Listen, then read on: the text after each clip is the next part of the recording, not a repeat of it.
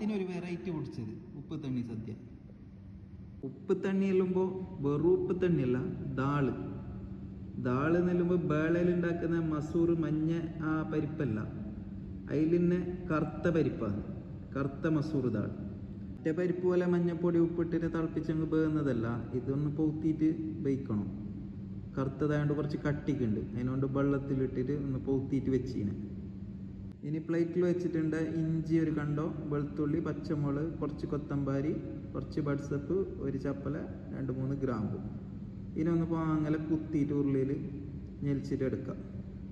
അടുപ്പിൽ വെച്ച ചട്ടി കുറച്ച് എണ്ണ ഒഴിച്ചിട്ട് കുറച്ച് ചീരകവും കറിച്ചപ്പലും ഇട്ടിട്ട് പൊട്ടിക്കാം. എന്നിട്ട് ഈ കുത്തിയിട്ട് വെച്ച അതിലേക്ക് ഇട്ട് കൊടുക്കാം.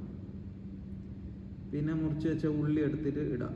എന്നിട്ടൊന്ന് നന്നായിട്ട് ഇളക്കി കൊടുക്കാം. ഒന്ന് ഫ്രൈ ആയിട്ട് വരുമ്പോൾ ഇതിലേക്ക് തക്കാളിയും ഇട്ട് കൊടുക്കാം. എന്നിട്ട് എല്ലാം ഒന്ന് നന്നായിട്ട് ഇളക്കിയിട്ട് അതിൽ കുറച്ച് ഉപ്പും മഞ്ഞൾപ്പൊടിയും മുളക് പൊടിയും മല്ലിപ്പൊടിയും ഇടാം. വെജ് മസാല, കുരുമുളക് പൊടി.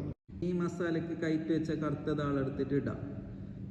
എന്നിട്ടൊന്ന് ഇളക്കിയിട്ട് അതിലേക്ക് കുറച്ച് മല്ലിച്ചപ്പ് ഇടാം, വെള്ളം ഇടാം.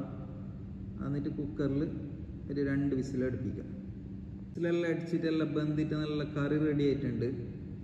ഇനി ചൂട് ചോറിലേക്ക് ചൂട് കറി വെച്ചിട്ട് വേവിക്കുന്ന പരിപാടിയാണ്.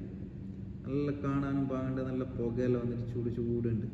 ഇതിലേക്ക് കൂട്ടാൻ മാസ് മസാല ആക്കിയിട്ട് വെച്ചതുണ്ടായി, അതിനെ ഫ്രൈ ആക്കി എടുത്തിട്ട് മീനില്ലാത്ത എന്ത് സദ്യ, അത്ര ഇലയില്ല, പ്ലേറ്റിൽ വിളമ്പിയിട്ട് വേവിക്കുന്ന പരിപാടി.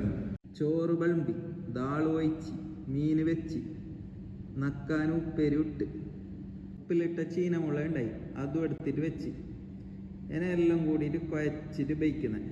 മീൻ പൊളിച്ചിട്ട് ഉപ്പേരി നക്കിയിട്ട്, ആഹാ എന്തോ ഒരു വാങ്ങിനവൻ. നമ്മളെ സദ്യ ഇതാണ്. അപ്പോൾ എല്ലാവർക്കും ഹാപ്പി ഓണം.